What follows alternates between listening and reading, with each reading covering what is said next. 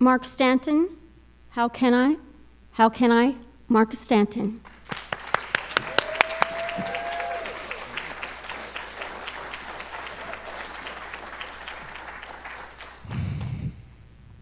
When I was 7 years old, I told my family that when I grew up, I wanted to be Michael Jackson.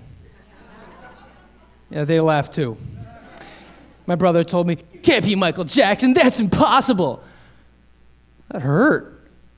Luckily, my mom did damage control. She pulled me over to the side and said, "Marky, you can't be Michael Jackson. But if you want to be like Michael Jackson, you can. Anything is possible. Sometimes the path there is hidden. But we start by finding a way, by asking ourselves, how can I? When you do, you never know which dreams may come true." So I gave it a shot. I asked, how can I sing like Michael Jackson? The next chance I got, I joined choir at my elementary school. I loved singing. And while I never quite achieved Michael Jackson's status, singing became a lifelong passion of mine, and I would eventually sing in front of thousands of people across the country. So I think that's close enough. And I said, "Thank you, Mama." Madam Toastmaster, fellow members, and guests, my mom's words, "Ask how can I," would affect me much more than she had anticipated. Fast forward 20 years. I had just finished my last summer class to finish my bachelor's degree. I felt so proud of myself. I strutted all the way down to the academic advisor's office just to pick up my diploma that my graduate school was waiting for. The smile got quickly wiped off my face, however, when the academic advisor told me, "You can't graduate. You don't have the right history credits. Sorry."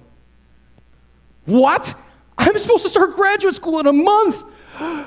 As I melted down, I heard my mom's voice in the back of my head saying, "Marky, ask how can I?"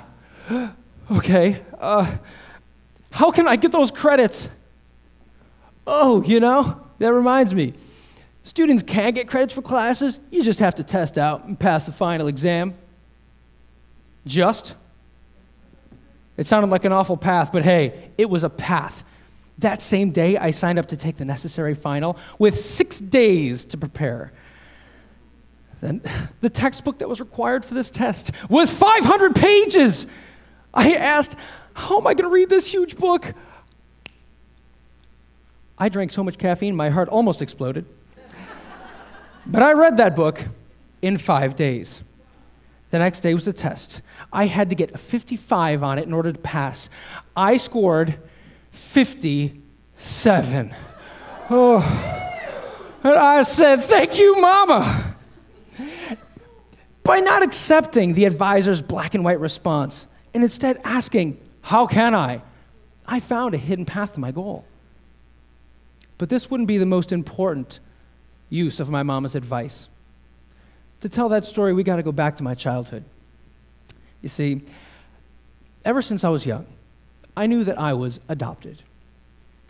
My parents were always very upfront about it. And while I cherished my parents, there were times that I would lie awake in bed at night and stare up at the glow-in-the-dark stars on my ceiling and wonder, what did my birth parents look like?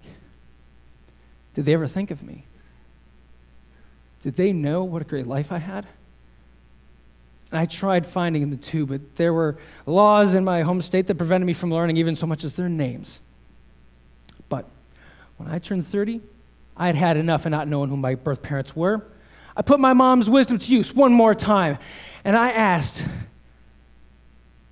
how can I find them?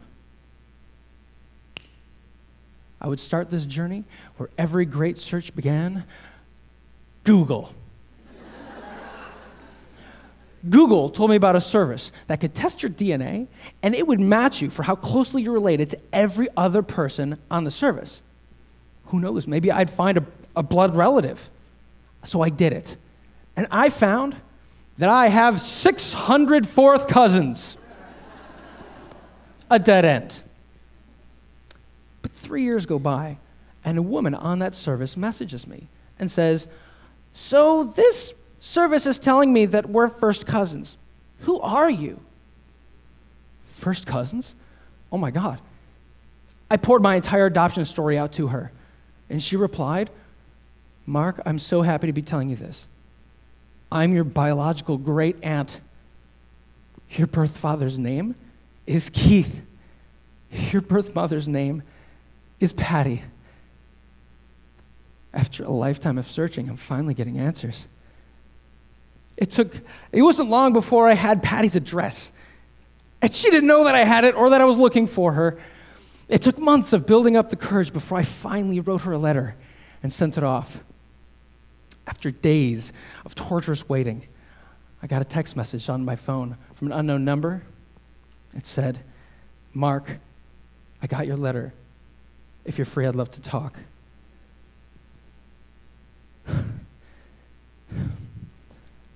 I could hear my heart pounding in my ears as I stared at my phone. Ladies and gentlemen,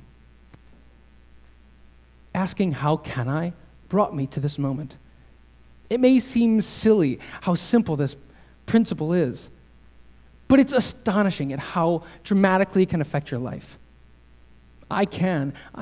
We make these decisions every single day, but they're choices. And which choice are you going to make?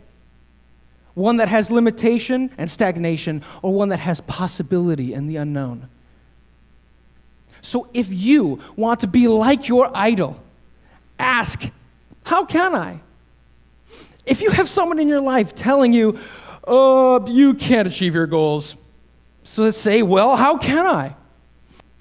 If you have some far-fetched dream and you have no idea how you'll ever achieve it, ask, how can I? Because when you do,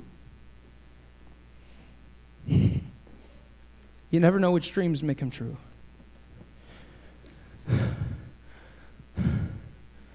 Call. Thank you, Mama. Hi, Patty. Madam Toastmaster.